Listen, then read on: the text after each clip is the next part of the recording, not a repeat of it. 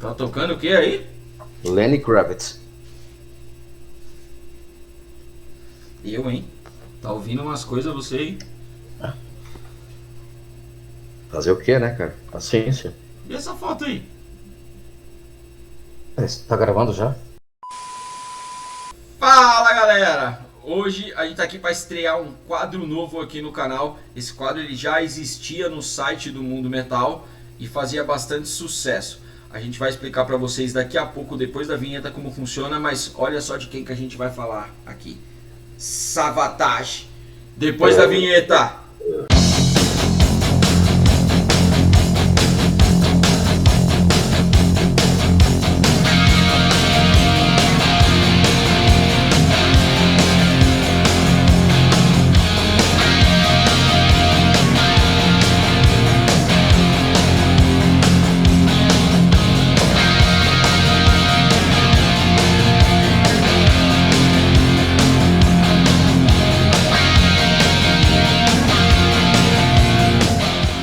Então, antes de começar o nosso quadro, galera, eu gostaria de dar uns recadinhos aí para vocês. O primeiro, não se esquece de curtir o vídeo, se inscrever no canal e deixar o seu comentário dizendo pra gente se você gostou ou não desse formato de vídeo. Nosso segundo recado é que semana passada a gente divulgou aí um esquema muito bacana envolvendo diversos canais do YouTube e a gente criou uma espécie de união entre vários canais, tem canais de tudo quanto é tipo, com diversos conteúdos diferentes, e esses canais estão aqui na descrição do vídeo, certo? Então dá uma olhada aí, se inscreve em todos eles, cada um deles tem conteúdos diversos para todos os gostos, para todos os tipos de headbangers, beleza? E o principal, apoia, né? Isso, isso é muito importante. Sim. Então vamos ao nosso quadro. O quadro do pior ao melhor ele funciona da seguinte maneira: a gente vai fazer uma análise listando os trabalhos do menos expressivo ao mais significativo. Os critérios usados nesse quadro são diversos, como aceitação crítica dos registros, importância para a época, nível técnico em comparação a outros discos da banda e, claro, o fator diversão. Não é isso, Didio? É isso aí, Fábio, certíssimo. E é bom lembrar que isso aqui não é verdade, não se trata de nenhuma verdade absoluta, né? Nós estamos falando aqui de discos que de repente você não vai concordar com a posição em que ele vai aparecer aqui, mas cara, isso é normal, é música subjetiva. Então faz o seguinte, faz a tua lista aí, de repente se aquele disco que você achava que estava numa posição bacana, de repente aqui aparece numa posição lá embaixo, calma, não xinga, não faça nenhuma homenagem para nossas mães fora de época e entende que isso é apenas uma brincadeira. O intuito aqui é diversão e falar sobre banda que a gente gosta e discos, evidentemente, que a gente também gosta. E falando em banda que a gente gosta, hoje a gente vai falar de uma banda que nós gostamos muito. A gente está falando aqui, claro, do nosso glorioso Savatage, que foi fundado lá em 1979 sob o nome de Avatar, mudou o nome para Savatage só em 1983 e a banda encerrou as atividades em 2002. Nesse período, Didio, foram 19 anos de serviços muito bem prestados ao heavy metal, com 11 álbuns de estúdio lançados e alguns EPs, onde o mais influente é o poderoso The Dungeons Are Calling. Exatamente, e lembrando também que a banda ela foi formada aí, o núcleo, né, o cérebro e o coração são os irmãos Oliva, né? Exatamente, John e Chris Oliva. John e Chris Oliva, exatamente.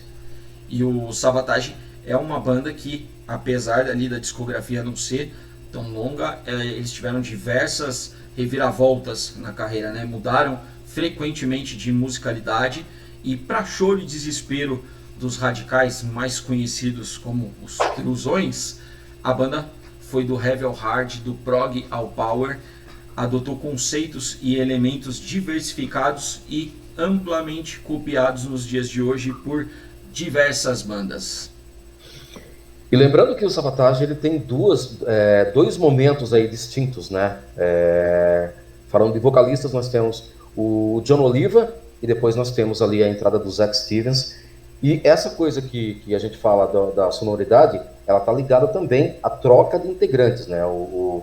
o Sabotage sempre teve essa coisa de entrar, principalmente guitarristas, né? Entraram muitos guitarristas ali, e eu acho que essa mudança de sonoridade de disco para disco, ela traz aí essa responsabilidade em cima da troca dos músicos, né? Eu vi um vídeo, Didio, nos nossos amigos do Alma Hard, inclusive o link deles também tá aqui na descrição, faz parte desses canais amigos aí. Eles fizeram um vídeo sobre o Sabotage há algum tempo atrás, e eles disseram o seguinte, que quando você fala de Sabotage, você só tem duas opções. Ou você ama, ou você não ouviu direito. Concorda, Didio? Cara, eu concordo plenamente, eu acho que é bem isso mesmo. Ou você não ouviu os discos, né? Ou, sei lá, de repente você está pensando em uma outra banda que não seja o Sabotage, deixando bem claro. Exato. Então vamos lá, vamos abrir o nosso ranking com o nosso último colocado. São 11 álbuns de estúdio, então temos 11 posições. O nosso 11º colocado é esse que está aparecendo aí na tela de vocês. Fight for the Rock, de 1986. Justifica a última colocação, Didio? Por que a gente colocou ele em último? Cara, o Fight for the Rock é o terceiro trabalho, como você bem disse, lançado em 1986. E é um disco que a gente vai falar de uma banda que mudou de disco para disco, né? Gradualmente, mas houve mudanças na sonoridade. E o Fight for the Rock, ele entra no momento ali que o hard está em alta. E a gente sabe muito bem que tinha aqueles dois públicos.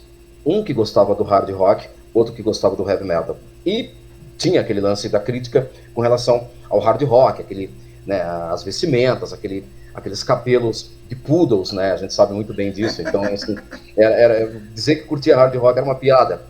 Então, e esse disco ele é, na minha humilde opinião, o disco mais hard rock do Sabotage. E eu acho que a galera mais radical, né, os fãs que curtiram ali os dois primeiros trabalhos mais voltados ao heavy metal, não aceitaram muito bem essa mudança. E nós também fizemos isso, né? Eu lembro que eu critiquei bastante quando saiu esse disco, apesar de ser um amante do hard, mas eu não esperava que o Sabotage gravasse um disco de hard rock. Lá na frente eu fui gostar bastante do disco, mas a princípio, assim, não foi um disco que me fez a cabeça, não. Sim, eu concordo plenamente. Eu costumo dizer que o Fight for the Rock ele foi um disco meio que à frente do tempo. Porque o Sabotage depois ele mudou demais, ele fez muitas experimentações, sim, mas nessa época ele vinha de 2 porradas, 3, se você contar o EP. Né? Sim. E foi uma mudança muito brusca.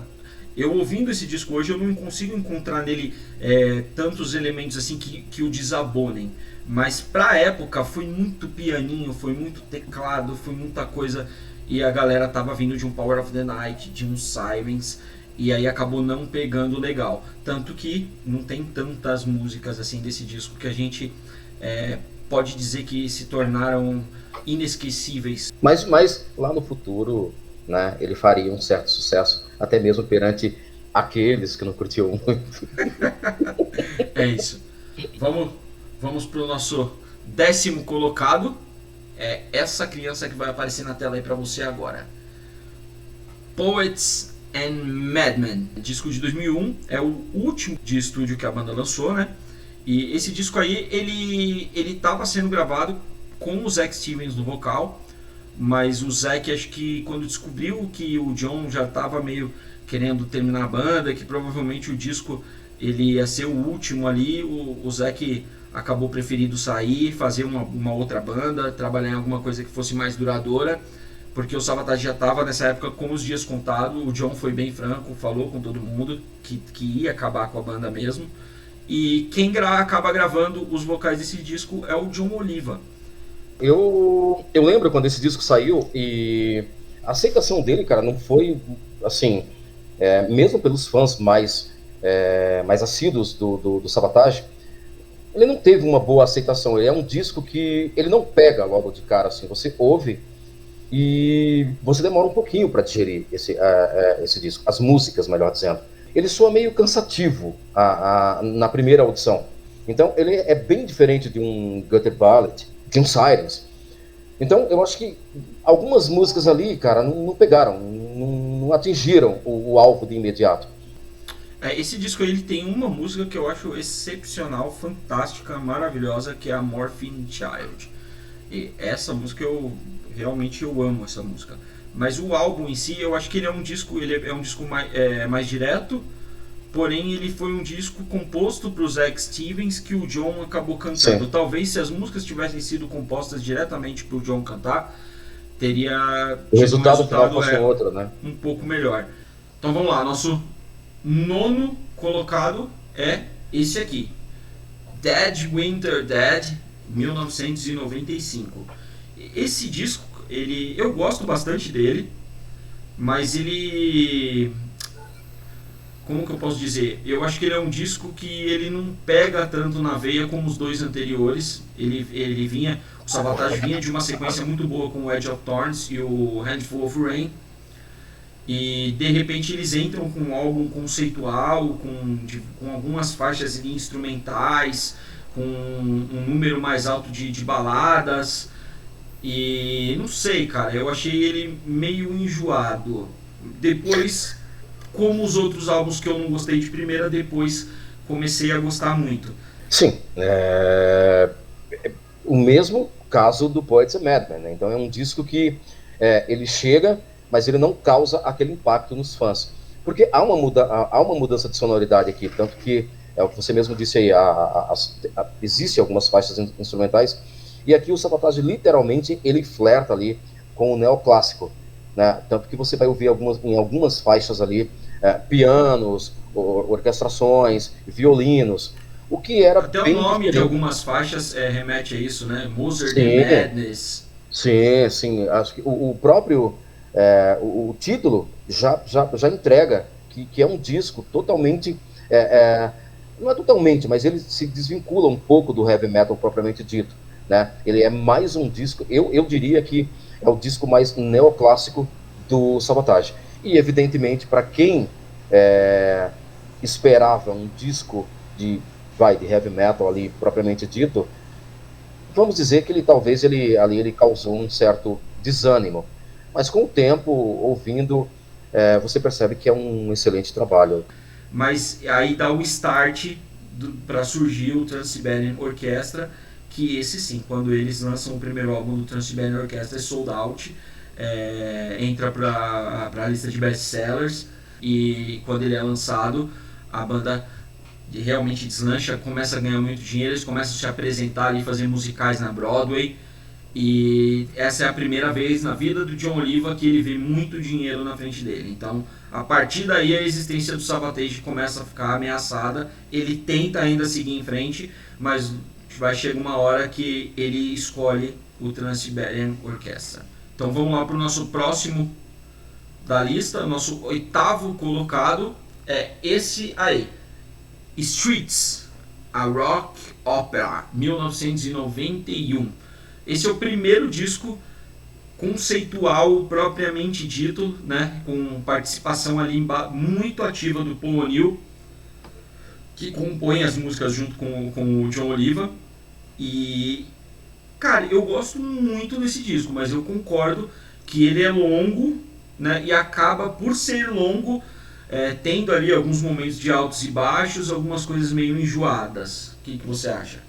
Na verdade, tem discos que você ouve assim de imediato e ao final da audição você fica satisfeito, né? Tem alguns discos que não, você começa a enxergar alguns defeitos ali depois, e você joga ele meio que pro lado. Acontece isso com Streets. Quando eu comprei, eu ouvi e achei em alguns momentos algumas faixas não tão legais, apesar que eu gosto bastante da Streets e Jesus Saves.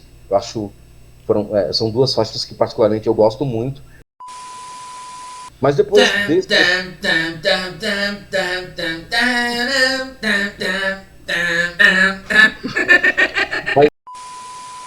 ele é muito bem construído, né? Ele não é um disco para ser um disco de heavy metal, para aquele cara que curte o lado mais pesado do heavy metal. Não, ele não é, definitivamente ele não é. Então ele é um disco que tem uma característica ali, eu vou chamar de progressivo, que não é tão progressivo assim.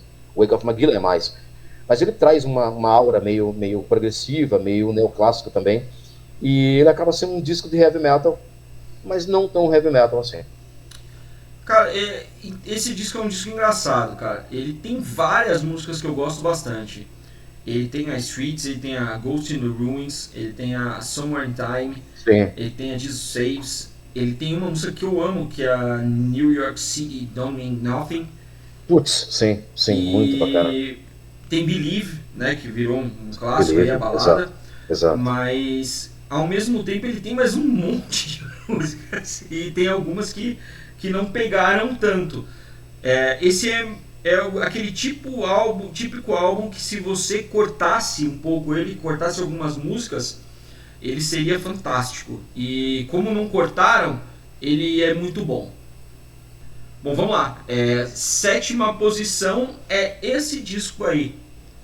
Sirens, debut 1983. Aí eu sei que você já deve estar homenageando a senhora minha mãe, né? Nossa, como o Sirens está em 7º colocado, eu te digo... Absurdo! Como assim? O que está acontecendo? O que você tomou no café da manhã de hoje? Exato. E eu te digo o seguinte. Se o Sirens ele viesse junto com o EP, como tem o CDzinho que o pessoal vende aí, né? Que é o Sirens mais o The Dungeons Are Calling. Aí, se fosse essa junção, ele estaria bem mais acima no ranking. Só ele, sozinho, sem o The Dungeons Are Calling. Ô, Lalinha! Ela não curtiu seu comentário, cara. Você viu que ela já... Não concordo, o senhor tá falando besteira. Filha, calma, é o tio Fábio. Se fosse essa junção, Sirens mais The Dungeons Are Calling, certamente ele estaria numa posição mais alta. Mas concordo. Só o Sirens, eu acho um belíssimo disco de heavy metal, de heavy tradicional. Tem a faixa título, que virou um clássico, tem a Holocaust, que eu gosto muito, mas eu acho que está de bom tamanho. 7ª posição, até porque os outros que vêm agora na sequência, eu acho que são todos discos assim de excepcional pra cima. Então é um disco de heavy metal, cara, que é muito bom. Só que o problema é que os discos que viriam depois, eles são melhores, né? Claro, é meio que óbvio, né? Que a banda é um disco de estreia, às vezes ele não tem ali a mesma produção, não tem a mesma qualidade musical de um segundo, de um terceiro disco. Perde os discos que viriam depois, musicalmente. E eu acho que é só por isso, cara. Mas, apesar dos pesares, ele atingiu aí a 16ª posição na German Top Albums, cara. Na verdade, o Sirens é o seguinte: se você pegar aquele fã classicão de heavy tradicional, ele gosta do Savatage, Sirens, Power of the Night, Dungeons Are Calling e Hall of the Mountain King, só. Sim. Nem o Gutter Ballet ele não ouve mais. E pra esse cara, o que a gente tá falando aqui é uma heresia. Agora, um cara que ouve o heavy metal de uma forma mais ampla, ele curte quando a banda muda, como o Savatage mudou várias vezes, ele entende essas evoluções e tal, e ele acaba gostando desses discos, aí a discografia da banda vira muito mais do que 3 discos de heavy tradicional. Então vamos lá, 6ª posição no nosso ranking, The Wake of Magellan, 1998. Tem um carinho especial por esse álbum, bate uma nostalgia quando a gente ouve, e eu acho um disco muito bom, muito bom.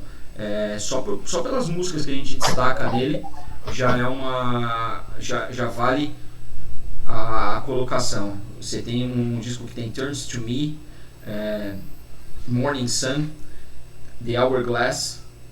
Então é um disco muito bom. E a faixa título, que é excelente, né? Faixa título, exatamente. Sim. Cara, o The Wake of Magellan, esse é o 10º trabalho, né? O penúltimo álbum ali da banda. Eu acho o disco mais... Aí entra aquela coisa que eu falei. Eu acho o disco mais progressivo do Savatage. E conceitual também, né?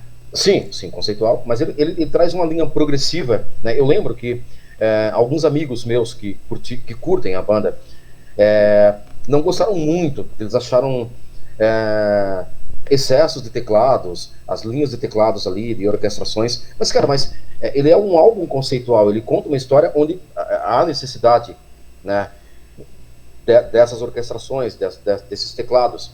Então, eu acho um disco, na minha opinião, cara, eu acho um disco sensacional, diferente de tudo que a banda lançou. Como a gente falou, é uma banda que lançou discos que não seguiu uma sonoridade. Então eu acho que ele é o disco mais diferente, e por ser o mais diferente, cara, se a banda tivesse optado por seguir essa linha aqui, cara, eu acho que eles se dariam muito bem, porque é um disco assim excelente. Boa. Nosso quinto colocado é esse aqui, ó, Gutter Ballet. Esse álbum de 1989, esse é um disco excelente. Você vê, a gente falou sobre o Fight for the Rock, que ele era um pouco à frente, né, do tempo. O Gutter Ballet, ele tem muita coisa que você já viu ali na época do Fight for the Rock, e na época a galera torceu o nariz. Já no Gutter Ballet foi bem aceito, tanto que você tem ali alguns singles até no Gutter Ballet que eram baladas, né? When the Crowds Are Gone, a própria faixa título, Hounds, Summer's Rain, e ao mesmo tempo tem as porradas, né? Tipo músicas como Operation and War, The Unholy, que são músicas mais viscerais, que lembram um pouco o disco anterior, que, né, daqui a pouco a gente vai falar dele. Cara, eu tenho um carinho especial por esse disco, Gutter Ballet. Eu acho... Foi um dos primeiros discos do Sabotage que eu comprei. E eu lembro que um belo dia eu tava vendo... quando a MTV era boa, né? Passava clipes bacanas. E eu lembro que foi o primeiro clipe que eu vi do Sabotage. E eu simplesmente me apaixonei, cara. Esse disco pra mim, assim... Ele tá no meu pessoal, ele tá no meu top 3. Tá? É um disco que eu tenho um carinho muito grande. Eu acho que é aquele disco que eu chamo de perfeito, né? Ele tem uma sonoridade perfeita, e ele vai pegar os dois públicos ali. Ele pega, como você bem disse, ele tem músicas mais heavy metal, e ele tem músicas mais sutis ali, que pega já aquela praia do neoclássico. Então eu acho que esse disco é a fusão perfeita entre os estilos que eu falei no início, né? Que é o heavy e o neoclássico. Então vamos lá, quarto colocado no nosso ranking, Handful of Rain. Pô, peraí, que eu dei uma coçada no nariz agora que lascou tudo, né, cara? Peraí. Tá mudando. Peraí, cara, tá mudando o tempo, a rinite me pega, velho. Puta, eu já tô meio fanho, peraí. Vamos então pro nosso quarto colocado do ranking, que é o Handful of Rain, de 1994.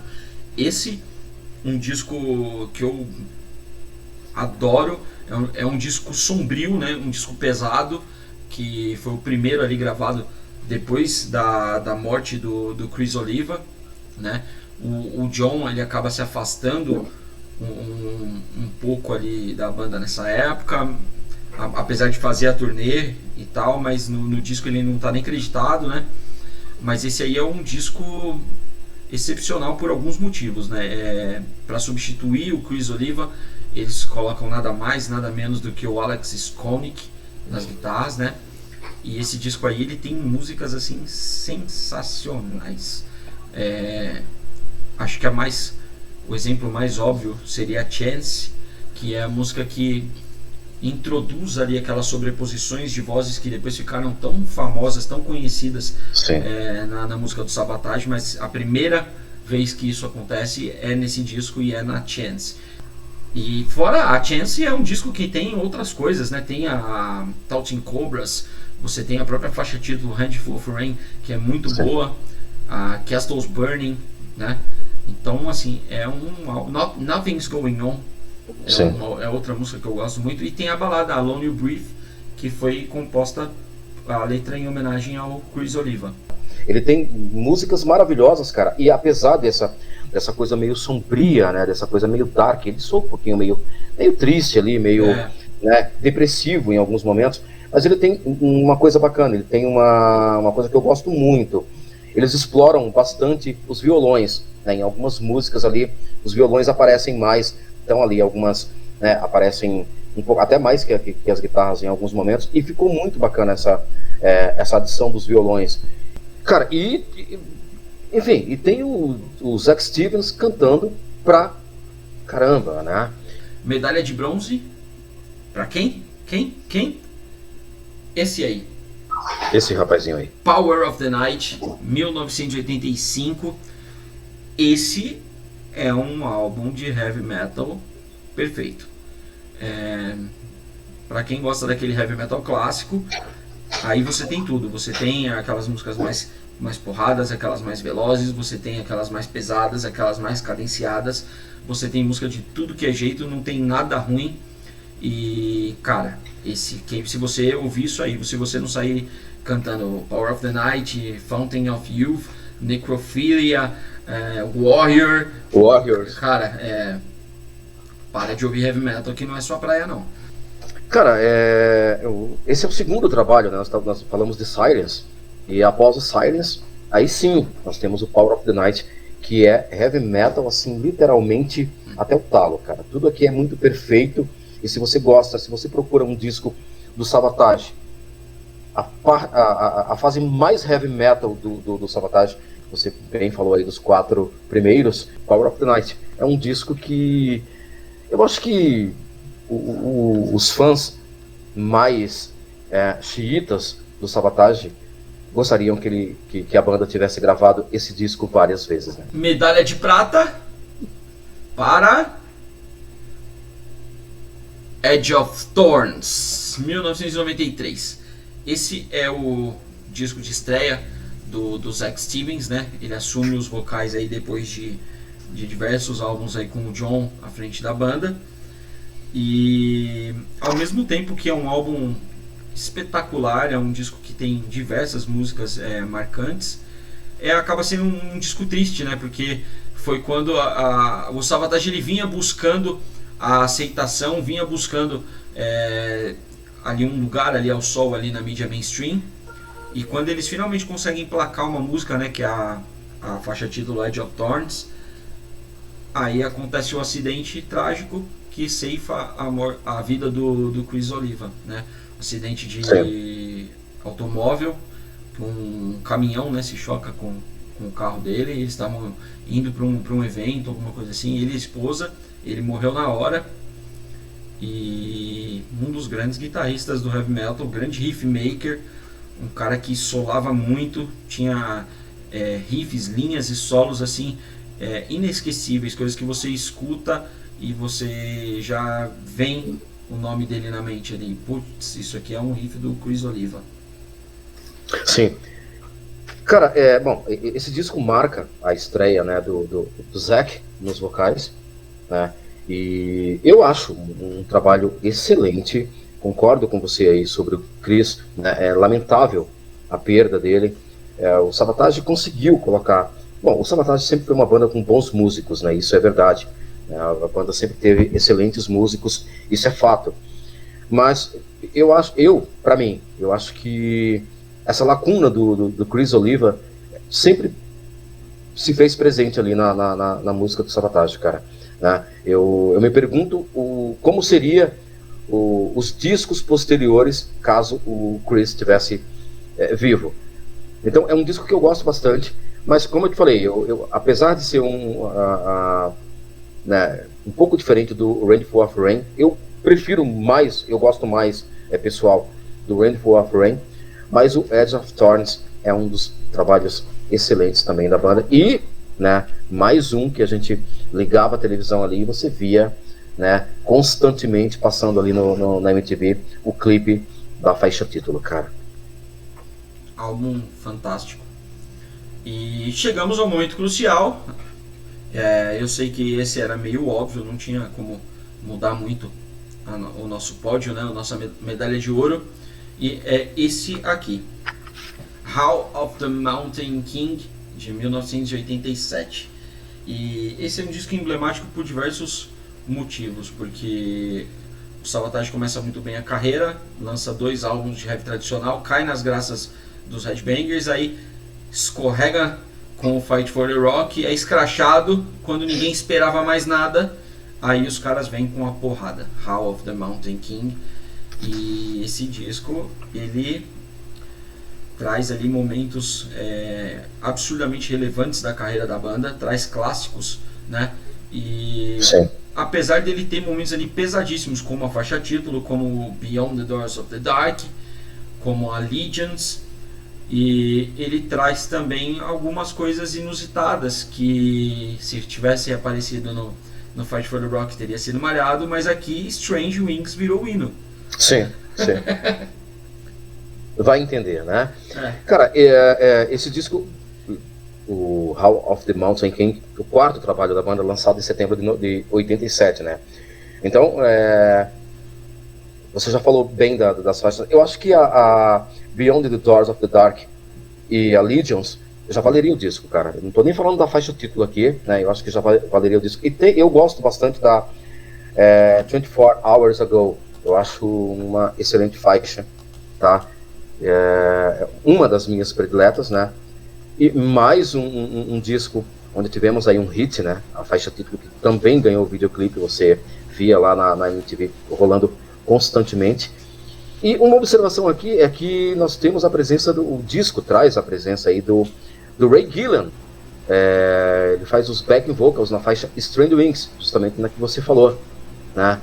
E aqui nós temos a presença do Chris Caffery, que a princípio ele foi um guitarrista contratado apenas para fazer a turnê, né? Ele não era o guitarrista do Savatage. Sim. Né? Aqui ele entrava como um convidado aí para tocar ao vivo ali, né? E cara, quando você falou, olha, o que é que você acha da primeira posição? Eu disse para você, cara, eu concordo plenamente, eu acho que tá justo, é um trabalho excelente, fenomenal do Savatage. E eu acho que se você perguntar para os fãs do Savatage, 9 entre 10 vão eleger esse trabalho como um dos melhores da banda, certamente. Então, esse foi o nosso do pior ao melhor, com o Savatage. Se vocês gostaram desse formato de quadro aí, deixa nos comentários, coloquem pra gente aí qual o disco que vocês colocariam nas primeiras posições, qual o disco que vocês colocariam mais pro final. Discute com a gente, fala aí pra gente por que vocês discordam ou por que vocês concordam, beleza? A gente volta com esse quadro mais vezes, com outras bandas, se vocês quiserem deixar também pedidos de bandas que a gente pode estar abordando. É legal, né, Didio? Eu só queria dizer o seguinte, na verdade, corrijam o Fábio, tá? Porque não tem do pior ao melhor. No caso do Savatage, é do melhor ao excelente. Um abraço, valeu, até a próxima. Até. Boa.